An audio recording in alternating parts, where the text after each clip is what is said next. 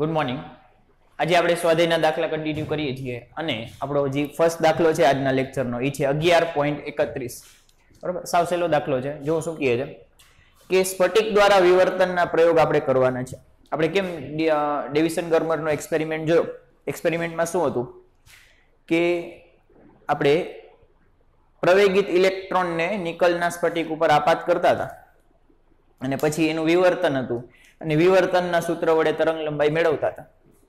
અને કદાચ તમને તરંગ લંબાઈ ખબર હોય તો તમે આંતરાણવીય અંતર પણ મેળવી શકો. બરાબર છે.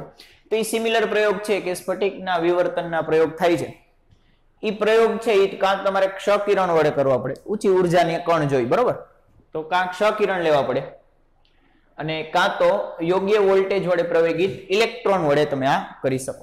બરાબર છે. તો તમને એવું પૂછે છે કે આ બે આપણી પાસે છે. આ પ્રયોગ કરવા માટે આપણી પાસે ક્ષ-કિરણ છે અને યોગ્ય વોલ્ટેજ વડે પ્રવેગિત ઇલેક્ટ્રોન છે. બંનેની તરંગ લંબાઈ 1 એંગસ્ટ્રોમ લેવાની છે અને આપણે કમ્પેર કરવાનું છે કે બંનેમાંથી કોની ઉર્જા વધુ હશે. બરાબર છે. તો જો આપણે ગણવાનું સ્ટાર્ટ કરીએ કે આનો આન્સર માં શું વસ્તુ આપેલી છે. આપણને લેમડા આપેલો છે. શું આપેલું છે? લેમડા. તરંગ લંબાઈ આપેલી છે 1 એંગસ્ટ્રોમ એટલે કે 10⁻10 મીટર. આ તરંગ લંબાઈ માટે પેલા તો આપણે ફોટોનની ઉર્જા મેળવવાની છે કે ફોટોનની ઉર્જા. ફોટોનની ઉર્જાનું સમીકરણ તો E = hc/λ. બરાબર, hc/λ કિંમત લખો. પણ આ કેમાં મળશે? જૂલમાં મળશે. આપણે જૂલમાં નથી ફાઇન્ડ કરવી, જનરલી ઇલેક્ટ્રોન વોલ્ટમાં ફાઇન્ડ કરીએ છીએ. તો આને શું કરશું? hc/λ E વડે ભાગી નાખશું એટલે થઈ જશે ઇલેક્ટ્રોન વોલ્ટ. બરાબર. હવે આમાં કિંમત લખો તો h ની કિંમત છે 6.626 10⁻34 ઇન્ટુ c એટલે 3 × 10⁸ ભાગ્યા લેમડા છે 10⁻10 અને E 1.6 × 10⁻19. બરોબર છે. આ બધી કિંમત મૂકો તો તમને ફોટોનની ઉર્જા is equal two 12.37 × 10⁻³ electron volt મળશે. કેટલી મળશે? 12.37 × 10⁻³ આટલા ઈવી મળે છે. બરોબર છે. આ ફોટોનની મળી ગઈ. હવે આપણે શું કરીએ છીએ? ઇલેક્ટ્રોનની ઉર્જા. બરાબર, શું ફાઇન્ડ કરીએ છીએ? ઇલેક્ટ્રોનની ઉર્જા. તો ઇલેક્ટ્રોનની ઉર્જા ફાઇન્ડ કરવા માટે આપણી પાસે પેલા વેગમાન હોવું જોઈએ. ઇલેક્ટ્રોનની ઉર્જા છે એ ગતિ ઉર્જાના સ્વરૂપમાં તમારે યાદ રાખવાનું છે. ઇલેક્ટ્રોનની ઉર્જા કોના સ્વરૂપમાં હશે? ગતિ ઉર્જાના સ્વરૂપમાં હોય. તો પેલા આપણે વેગમાન ફાઇન્ડ કરવું પડે કે P = h/λ. લેમડા = h/p પરથી. તો અહીંયાથી તમે h ની કિંમત લખો, p ની કિંમત લખો. બરોબર. પછી ઉર્જા જોઈએ આપણે તો ઉર્જા = p²/2m. જ્યાં m એ ઇલેક્ટ્રોનનું દળ છે એ રકમમાં આપેલું છે. નામ તો તમને યાદ હોવું જોઈએ. તો આમાં કિંમત લખો તો h²/λ² × 2m.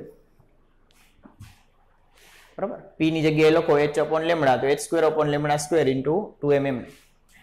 તો h ની કિંમત 6.626 ગુણ્યા, પણ આનો આન્સર હજી જૂલમાં મળશે કારણ કે h આપણે જૂલ પ્રતિ સેકન્ડમાં લેશું, આ કિલોમાં લેશું, આ મીટરમાં લેશું. તો બધું SI એકમમાં છે તો આન્સર પણ SI એકમ એટલે કે જૂલમાં આવશે.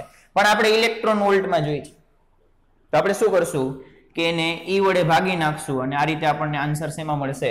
ઇલેક્ટ્રોન વોલ્ટમાં મળશે. બરાબર છે. હવે કિંમત લખો તો = 6.626 × 10⁻34 નો હોલ સ્ક્વેર ઇન્ટુ કાંઈ નથી આ 1 છે ડિવાઈડ બાય લેમડા. લેમડા એટલે 10⁻10 નો square into 2 into m. m ઇલેક્ટ્રોનનું 9.11 10⁻31 ઇન્ટુ E. E તો E છે. બરોબર.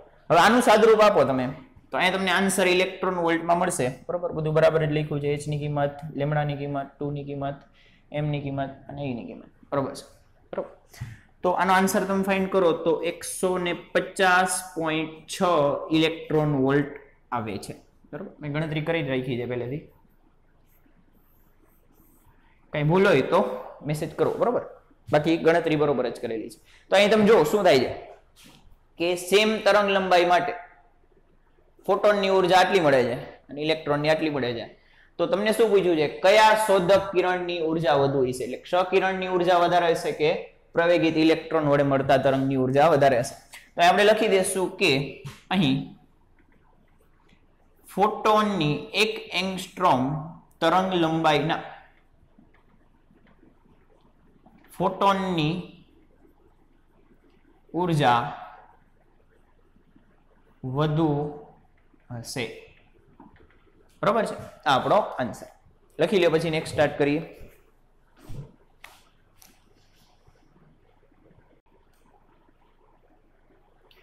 નેક્સ્ટ દાખલો જો સ્વાધ્યાયમાં 11.32 થોડોક સારો ક્વેશ્ચન છે, સમજવા યોગ્ય છે. બરોબર, તેમાં પેલા એમાં તમને એવું કીધું છે કે 150 ઇલેક્ટ્રોન વોલ્ટ ધરાવતું આપણે ન્યુટ્રોનની ડી બ્રોગલી તરંગ લંબાઈ મેળવવાની છે. અને પછી પાછળ રીઝન આપે છે કે શું કામ મેળવવાની.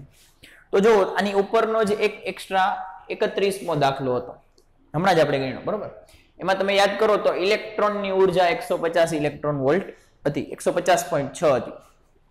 તો ઈ આપણે એમ કીધું હતું કે 150.6 અથવા 150 ઇલેક્ટ્રોન વોલ્ટ ઉર્જા વાળો ઇલેક્ટ્રોન છે એ સ્ફટિક દ્વારા વિવર્તનના પ્રયોગ માટે યોગ્ય છે. બરોબર, 150 ઇલેક્ટ્રોન વોલ્ટ ઉર્જા વાળો જે ઇલેક્ટ્રોન છે એ સ્ફટિક દ્વારા વિવર્તનના પ્રયોગ માટે યોગ્ય છે. બરોબર, શું કામ યોગ્ય છે? કારણ કે એની તરંગ લંબાઈ આંતરાણવીય અંતર જેટલી છે. બરોબર, થોડુંક સમજો અહીંથી કે 150 ઇલેક્ટ્રોન વોલ્ટ ઉર્જા વાળું ઇલેક્ટ્રોનની વાત કરો તો ઇલેક્ટ્રોન માટે લેમ્ડા આપણને 1 એંગસ્ટ્રોમ આપેલી હતી અથવા 1 એંગસ્ટ્રોમ મળે. બરોબર, આટલી ઉર્જા વાળું ઇલેક્ટ્રોન લ્યો તો lambda is equal two h/p. બરોબર, અથવા તો 1.227 upon under root of v. તો આનાથી ફાઇન્ડ કરશો તો 1 એંગસ્ટ્રોમ મળે. હવે 1 એંગસ્ટ્રોમ છે એ આંતરાણવીય અંતરની નજીકનું અંતર છે. જનરલી પરમાણુ વચ્ચેનું આંતરાણવીય અંતર હોય 1 એંગસ્ટ્રોમ જેટલું હોય, એટલે કે આ તરંગ લંબાઈ ને એંગસ્ટ્રોમ બે એક જ ક્રમના છે. બરોબર, કે આંતરાણવીય અંતર અને 150 ઇલેક્ટ્રોન વોલ્ટ ઉર્જા વાળા ઇલેક્ટ્રોનની તરંગ લંબાઈ બે સિમિલર ક્રમના છે. તેથી જ પ્રયોગમાં ઉપયોગ કરી શકાય. બરોબર, તમારે વિવર્તનના પ્રયોગમાં ઉપયોગ કરવો હોય ને તો એની એક શરત છે કે જે પણ તરંગ ઉપયોગ કરો એની તરંગ લંબાઈ આંતરાણવીય અંતર જેટલી હોવી જોઈએ, એના ક્રમની હોવી જોઈએ, જેટલી નહીં એના ક્રમની હોવી જોઈએ. તો અહીંયા હતી એટલે ઉપયોગ કર્યો. હવે અહીંયા તમને પૂછે છે કે એટલી જ ઉર્જાનું જો હું ન્યુટ્રોન લઉં તો શું એ વિવર્તનના પ્રયોગ માટે યોગ્ય હશે? તો આપણે શું કરવાનું કે તરંગ લંબાઈ ફાઇન્ડ કરી લેવાની. જો 1 એંગસ્ટ્રોમ જેટલી હશે અથવા એની નજીકની હશે તો ઉપયોગ કરી શકાય, જો નહીં હોય તો ઉપયોગ ન કરી શકાય. સિમ્પલ. હાલો સ્ટાર્ટ કરીએ.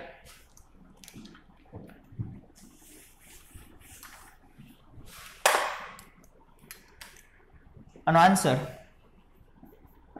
તો ઉર્જા આપેલી છે. કેટલી આપેલી છે? 150 ઇલેક્ટ્રોન વોલ્ટ. કોની માટે આપેલી છે? ન્યુટ્રોન માટે.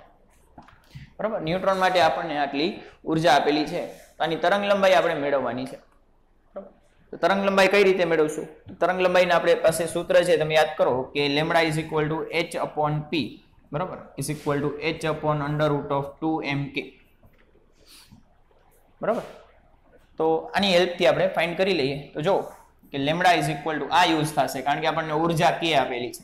બરાબર, 150 ઇલેક્ટ્રોન વોલ્ટ એ ગતિ ઉર્જા છે આપેલી. તો h 6.626 into 10⁻³ divided by √2. ન્યુટ્રોનનું દળ 1.675 1.67 લખો, કોઈ ઇસ્યુ નથી, into 10⁻27 into k આપેલી છે 150, પણ તરંગ લંબાઈ મીટરમાં મેળવવાની છે એટલે ઇલેક્ટ્રોન વોલ્ટમાં નહીં હાલે, એટલે 1.6 10⁻19. બરોબર છે. તો આનો આન્સર ફાઇન્ડ કરો તો આનો આન્સર આપણને અંદાજિત મળે છે લેમ્ડા ઇઝ ઇક્વલ ટુ તરંગ લંબાઈ લેમ્ડા ઇઝ ઇક્વલ ટુ મીટરમાં મળશે. બરાબર, ગણતરી કરો તો આનો આન્સર આવે છે 2.33 × 10⁻12.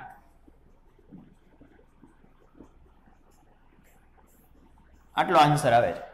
તો તમે જો આને કમ્પેર કરો આંતરાણવીય અંતર સાથે. આંતરાણવીય અંતર હોય જનરલી 10⁻10 મીટર અથવા 1 એંગસ્ટ્રોમના ક્રમનું હોય. તો આપણે અહીં લખશું કે અહીં લેમ્બડા એ આંતરાણવીય, અથવા તો આને થોડુંક અલગ રીતે લખીએ કે અહીં આંતરાણવીય અંતર 1 એંગસ્ટ્રોમ થી લેમ્બડા, અથવા આંતરાણવીય અંતર લેમ્બડા થી 100 ગણું, કેટલા ગણું? 100 ગણું, બરોબર. શું કામ 100 ગણું? કારણ કે જો આંતરાણવીય અંતર 10⁻10 ના ક્રમનું હોય અને તરંગ લંબાઈ મળી 10⁻12 ના ક્રમની, એટલે આને ઉપર લઈ જાવ એટલે 10⁻2, એટલે 100 ગણું મળે છે કે આંતરાણવીય અંતરથી લેમ્બડા છે, અથવા આંતરાણવીય અંતર છે એ લેમ્બડા થી 100 ગણું મોટું છે. ફરીથી કે આ આંતરાણવીય અંતર છે, બરાબર, એની અંદર 100 લેમ્બડા આવી જાય, 100 ગણું મોટું છે ને, તો આની અંદર આવી 100 તરંગ લંબાઈ આવી જાય, તો વિવર્તન થાય ક્યાંથી? વિવર્તન થવા માટે આપણને ખબર છે કે લેમ્બડાના ક્રમનું હોવું જોઈએ તો જ વિવર્તન થાય. 100 ગણી મોટી તમે સ્લીટ રાખી દો, પ્રકાશનું વિવર્તન જ ન થાય, બરાબર. તો સેમ વસ્તુ અહીંયા છે કે આંતરાણવીય અંતર છે એ લેમ્બડાથી 100 ગણું હોવાથી આપેલ ન્યુટ્રોન વિવર્તનના પ્રયોગ માટે ઉપયોગી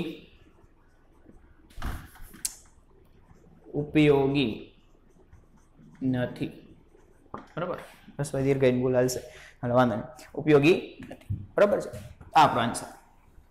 આ ફોર્મ્યુલા લખવું હોય તો અહીં લખી દઉં કે lambda is equal two h/√2mk, બરાબર. બરાબર એટલે લખ્યું છે, હા,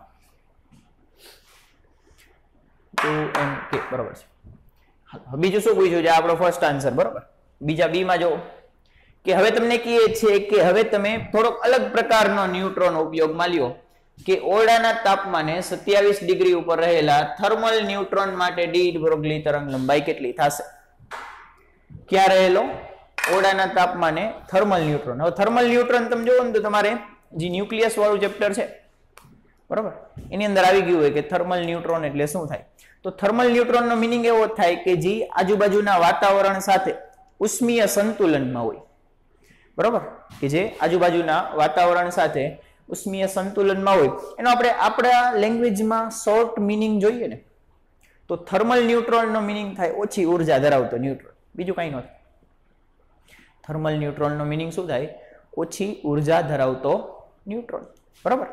તો જો અહીંયા આપણે ઈ જ આપેલું છે કે એક થર્મલ ન્યુટ્રોન આપેલો છે, બરાબર. ડી અહીંયા લખીએ છીએ આપણે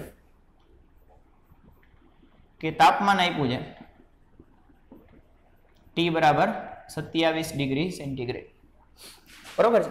તો અહીં કઈ રીતે ફાઇન્ડ કરશું? તો અહીંયા આપણે પેલું ગતિ ઉર્જાનું સમીકરણ યુઝ કરવું પડશે કે 3/2 kBt, બરાબર. ગતિ ઉર્જા, સરેરાશ ગતિ ઉર્જા બરાબર 3/2 kBt. ગતિ ઉર્જા બરાબર તો આપણે શું લખી શકીએ? p²/2m is equal two 3/2 kBt. તો અહીંથી p ને કરતા બનાવો, આ 2 કટ કરી નાખો બે બાયથી, તો p ને કરતા બનાવો તમને મળશે √3m kBt, બરાબર. હવે આની પરથી લેમ્બડા ફાઇન્ડ કરો તો that implies lambda is equal two h/p is equal to h upon √p ની વેલ્યુ લખો 3mkt ઓર kBt, જી યાદ રાખવું, બરાબર. તમે સીધે સીધું યાદ હોય તો આ પણ ઉપયોગ કરી શકશો, એમાં કોઈ પ્રોબ્લેમ છે નહીં, બરાબર. તો કિંમત લખો હવે. તો lambda is equal to h ની કિંમત 6.626 10⁻34 ડિવાઈડ બાય √3 ઇન્ટુ m.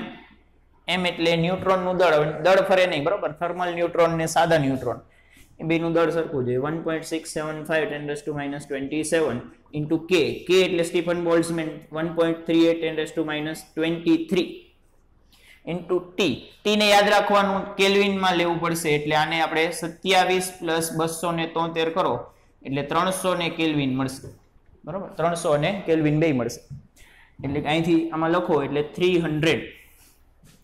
હવે અહીંયાથી લેમડા ફાઇન્ડ કરો તો તમને લેમડાની કિંમત છે, કદાચ ઓલી બાજુ નહીં દેખાતું મને ખ્યાલ નથી, તો લેમડાની કિંમત અહીંથી ફાઇન્ડ કરો તો લેમડા ઇઝ ઇક્વલ ટુ 1.45 ગુણ્યા 10 ની -10 ઘાત મીટર મળે છે. બરોબર, આ થર્મલ ન્યુટ્રોન માટે કેટલું મળે છે? 1.45 10 ની -10. હવે આ ઉપયોગમાં લઈ શકાશે કે નહીં લઈ શકાય તો કેમ ખબર પડે? તો આંતરાણવીય અંતરના ક્રમનું હોય તો લઈ શકાય. આંતરાણવીય અંતર છે એ તો 1 એંગસ્ટ્રોમના ક્રમનું છે, આ 1.45 એંગસ્ટ્રોમ છે એટલે લઈ શકાશે. બરોબર છે, એટલે અહીંયા આપણે લખીએ જે, બરોબર, અહીંયાનું અહીંયા લખું જે આંતરાણવીય અંતરની નજીક હોવાથી વિવર્તનના પ્રયોગમાં ઉપયોગમાં લઈ શકાય. બરાબર, આપણો આન્સર. ક્વેશ્ચન સમજો, થિયરી સમજવી ઇમ્પોર્ટન્ટ છે કે આવો ક્વેશ્ચન શું કામ પૂછે છે. ગણતરી તો થઈ જશે.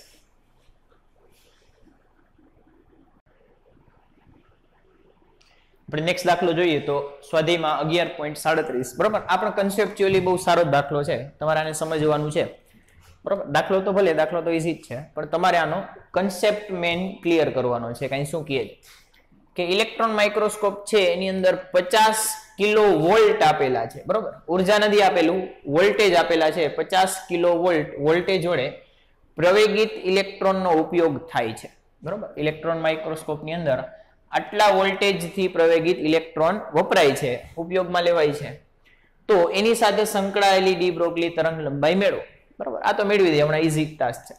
પછી શું કહે છે કે ઇલેક્ટ્રોન માઇક્રોસ્કોપની વિભેદન શક્તિ, ઇલેક્ટ્રોન માઇક્રોસ્કોપ એટલે ઉપર આપેલો છે એ માઇક્રોસ્કોપની વિભેદન શક્તિ, એને આપણે પીળા પ્રકાશનો ઉપયોગ કરતા ઓપ્ટિકલ માઇક્રોસ્કોપની વિભેદન શક્તિ સાથે સરખાવવાનું છે.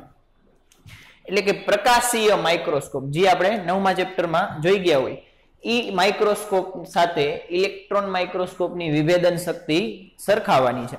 તો હવે તમે જોવો તો વિભેદન શક્તિ છે એને આપણે કઈ રીતે વ્યાખ્યાયિત કર્યું હતું? તો તરંગ પ્રકાશશાસ્ત્રમાં યાદ કરો કે વિભેદન શક્તિ હતી, વિભેદન શક્તિ એને આપણે રિઝોલ્યુશન પાવર આરપી કીધું. શું કીધું હતું? આરપી કીધું હતું. અને આરપી ઇઝ ઇક્વલ ટુ, આપણે સૂત્ર યાદ રાખવાનું છે, ભલે સિલેબસમાંથી નથી ગુજરાત બોર્ડના, પણ છતાં પણ યાદ તો રાખવાનું જ છે. શું છે? 2n sin beta upon 1.22 lambda. n વક્રી ભવનાંક હતો, બીટા દ્રશ્ય ખૂણો હતો. બરોબર, એ આપાત કિરણે બનાવેલો ખૂણો, લેમડા તરંગ લંબાઈ. તો અહીંથી કહી શકું કે RP is proportional to 1 upon lambda. વિભેદન શક્તિ resolution power is proportional to 1 upon lambda. કે જેમ ઓછી તરંગ લંબાઈ એમ વિભેદન શક્તિ વધારે. બરોબર છે, તો આ એક કન્સેપ્ટ માઇન્ડમાં રાખજો. એ રીતે આપણે આ સ્ટાર્ટ કરીએ કે તમને પહેલા શું પૂછ્યું છે? વોલ્ટેજ આપ્યા છે, વી આપ્યા છે 50 kV અને તરંગ લંબાઈ ફાઇન્ડ કરવાની છે. તો લેમડાનું આપણને સીધું સૂત્ર ખ્યાલ છે. ઇલેક્ટ્રોન માટે, ઇલેક્ટ્રોન માટે આપણે સીધું સૂત્ર જાણીએ છીએ કે 1.227 upon under root of v. બરાબર, 1.227. આનો આન્સર આવશે નેનોમીટરમાં. બરાબર, તો આના માટે લખો કિંમત, તો 1.227 upon under root of 50 ગુણ્યા 10 ની 3 ઘાત. તો અહીંથી આપણે આન્સર ફાઇન્ડ કરીએ તો લેમડા આપણને મળે છે અંદાજિત મીટરમાં મળશે. લેમડાની ગણતરી આપણે જોઈએ તો લેમડા 5.48 ગુણ્યા 10 ની -12 ઘાત મીટર જેટલું મળે છે. બરાબર, લેમડા કેટલું મળે છે? Lambda is equal to 5.48 into 10⁻12 metre. બરાબર, આ પહેલો આન્સર મળી ગયો. તો હવે તમે જુઓ કે આપણે ઓપ્ટિકલ માઇક્રોસ્કોપ સાથે વિભેદન શક્તિની સરખામણી કરવાની છે. બરોબર. કોની સાથે? પ્રકાશીય પીળા પ્રકાશ એટલે ખાલી પ્રકાશીય ઓપ્ટિકલ માઇક્રોસ્કોપ છે એની સાથે સરખાવવાનું છે. તેની માટે આપણે થોડુંક કંઈક પહેલા લખીએ કે પીળા પ્રકાશ માટે, આ તમારે કદાચ યાદ રાખવું હોય તો યાદ રાખવાનું, નકા બરોબર યાદ જ રાખવાનું, બીજું તો કઈ નકા છે નહીં. કે પીળા પ્રકાશ માટે લેમડા હોય ને એ 550 નેનોમીટર ની આજુબાજુ હોય. આમ એક્ઝેક્ટ ફાઇન્ડ કરો તો 560 નેનોમીટર હોય, બરોબર, પણ 550 ચાલશે. તો પીળો પ્રકાશ હોય ને એની માટે લેમડા હોય 550 નેનોમીટર, બરોબર છે. તો હવે આપણે શું કરીએ કે આરપી ચલે છે 1/લેમડા થાય, તો આપણે લખી નાખીએ કે resolution power of electron microscope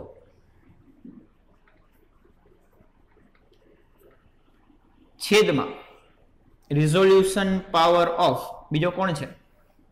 બીજો છે ઓપ્ટિકલ માઇક્રોસ્કોપ.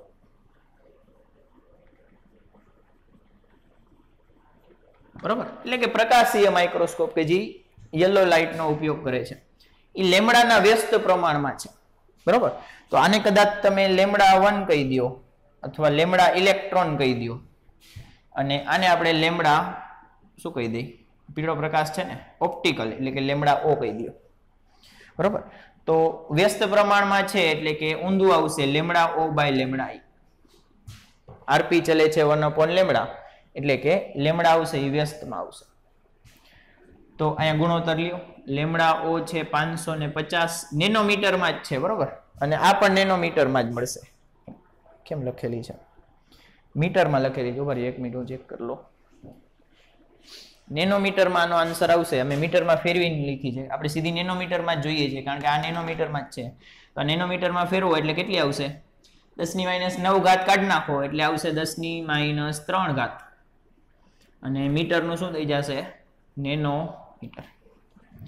અહીં લખો તો 5.48 × 10⁻3. તો આ ગુણોત્તર આપણને એક્ઝેક્ટ મળે છે 10⁵ ના ક્રમનો મળે છે, અંદાજિત. બરોબર, 10⁵ એટલે 1 લાખ ગણી થાય. તો તમે જુઓ કે ઇલેક્ટ્રોન માઇક્રોસ્કોપ છે એ સાદા માઇક્રોસ્કોપ થી 1 લાખ ગણું વધારે વિભેદન આપે છે. 1 લાખ ગણું વધારે વિભેદન આપે છે. બરોબર, આપણો આન્સર.